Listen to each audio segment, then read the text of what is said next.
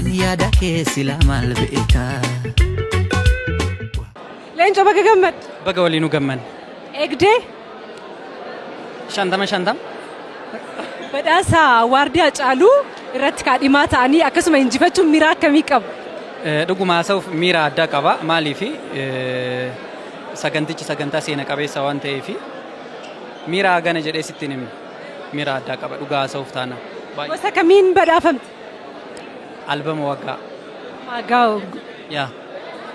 Oromoon kana booda maal sirraa eegu? Oromoon kana booda daddabalee albama akkan hojjedhu irraa eegu.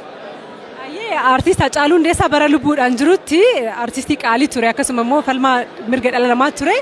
Siif artist Hacaaluu Hundeessaa maalidhame? Anaa fi artist Hacaaluu Hundeessaa jechuun kana jedhee sittiin himu moodela kiyyaa. Moodela kiyyarra iyyuu darbee immoo moodela dhaloota jenereeshinii amma jiruuti waan ta'eef Hacaaluun anaa fi nama waa hundaa jechuun an danda'a dhugaa haasa'uuf taana. Mee artist Hacaaluu Hundeessaa bara lubbuudhaan jiru tajaajila gurguddaa hedduu hojjete siif akka fakkeenyatti inni kan hojjeteera ani kan itti fufsiisuu qaba wanni ati jettu. Hacaaluun waan baay'ee hojjeteera keessattuu namoota rakkatan gargaaruu irratti gaheen ni hojjete amma lubbuun jirutti gaheen ni hojjete gahee ajaa'ibaati waan kanatti fufsiisuun anis abdiidha jedhee yaada. Artist Hacaaluu Hundeessaa wareegame booda faawundeeshiniin Hacaaluu Hundeessaa hundeeffameet kan jiru hojiileen inni hojjetu keessaa immoo tokko Waardiyaa Hacaaluuti. Kanaan isin immoo akka ogummaa keessanitti faawundeeshinii kana jajjabeessuudhaan bira dhaabachuudhaan gama keessanii maal baachaa jirtu? Dhugaadha. Faawundeeshinii Hacaaluu Hundeessaa keessumattuu gargaarsa irratti xiyyeeffatee jira waan ta'eef gaheen nuti baannu immoo bakka deemnutti fakkeenyaa fi bakkeewwan akkanatti ta'uu danda'a miidiyaa irratti bakkee deemnutti ta'uu danda'a faawundeeshinii Hacaaluu keessumattuu immoo 78-55 irratti guyyaa guyyaan maallaqa takkaan yoo uummanni kun deeggaree Hacaaluulee akka yaadatutti isa kana kanafaa haga tokko haasa'u. Waardiin Hacaaluun hundeeffamuunsaa aartii Oromootiif gumaachi inni qabu maalidha jettee yaadda? Gumaacha hedduu qaba dhuguma haasa'uuf taanaan maaliif hojii manaadha hojii manaa namatti kennaa namni kamillee akka waan Hacaaluun hojjetee dabarse kana galmaan ga'uuf namoonni tattaafatan ni jiru waan ta'eef Hacaaluun nutti hojii manaa akka dabarsee kennetti hin beeku. Sirboota Hacaaluu tokko kan gatamu hin jiru hojiileen isaa hundumtuu boonsaadha. Isa keessaa ati addatti jaallattu kamidha? Ani hundumayyuu nan jaalladha. Si jajuun koo si malee jechuun koo waanan si jaalluu fi waanan si baree fi waan kiyya taatee fi yooman beekee ani yoomana keeke ati biyyaa baatee kana lagaa taate na kophummaa nyaatte.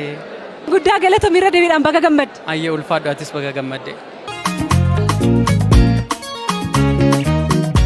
Hacaaluu jecha tokkoon ibsatu siin jedhan maal jettee ibsite? Kaamolee waaressanii buna wal waamu ollaa firrinii. Kaamolee waaressanii buna wal waamu ollaa firrinii. Ayyee baga gammadde. Baga waliinuu gammanne.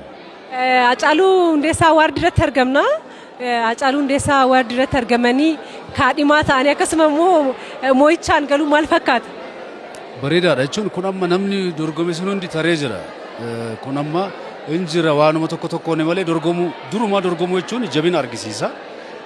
Awaardiin kun immoo dhiyaachuun isaa wallistoonni keenya sirba babbareedaa aadaa babbareedaa ammayyaas ta'e waan babbareedaa waan qulqullina qabu sagaleen walaloo yeedaloo waa hundi isaa waan babbareedaa amma booda waan babbareedaa dhufan jedheetiin ni yaada. Gosa kamiin badhaafamte? Ani sirba bareedaa aadaa bara kanaa kaamoleen. Kaamoleedhaan mee kaamolee sagaleedhaan xinnoose? Kaamolee waaressanii buna wal waamu ollaa firrinii ciisa boraati tolchaa wal jala seenna cimee qorrinii yuuba xaddoo dhayattee feetuu gunnaa dagalee dabsitee ijjattu deemsa toltaa kaamoo walaa boorsi maalii bareedna kana galatoon ulfaadha. Sirbi kee kan ittiin badhaafamte kaamoleedha. Kaamoleen immoo sirba aadaa bareedaadha. Kana booda badhaafamteerraa maal sirraa eegu?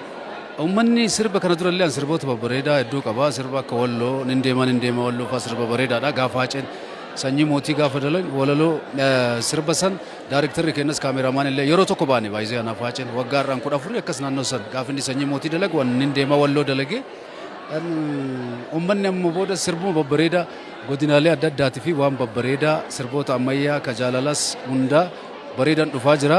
Uummanni kiyya akka gaariin akkana eegu barbaada. Barbaachisummaan awwaardii Hacaaluu maal dheettee yaadda?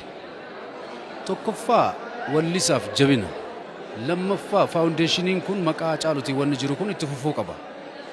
Galee dhalootuma keenyatu itti waara boru. Dhalootuma keenyatu warri mana barnootaa barachuu hin dandeenye ta'e warri baadiyyaa jiraatan warri kararra jiraatan faawundeeshinii kanaan ka'uu danda'a waan ta'eef wallisaan immoo ka guutoo namni sirbu tokko wallisaa jechuun ka addunyaati ka waliigalaa waan ta'eef faawundeeshiniin inni dhaabe kuni just biyya kanarra taree waggaa muraasa booda haga ollaa keenna fayyaduu danda'a jedheetiin yaada.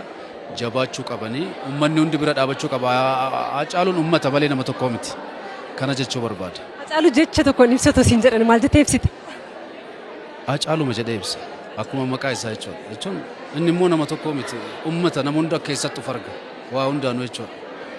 Badhaasa kana badhaafamuun aartii keessatti akka gumaacha guddaa gumaachituu fi asaayimentii kennameedha.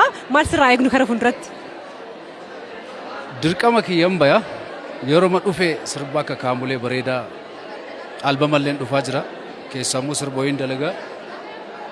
Kuni ulfaataadha baay'ee kana si kennuu jechuun jabina akka deebitee of laaltu waan ta'eef waanuma bareedan dhufaa gaafsanillee immoo walitti deebina.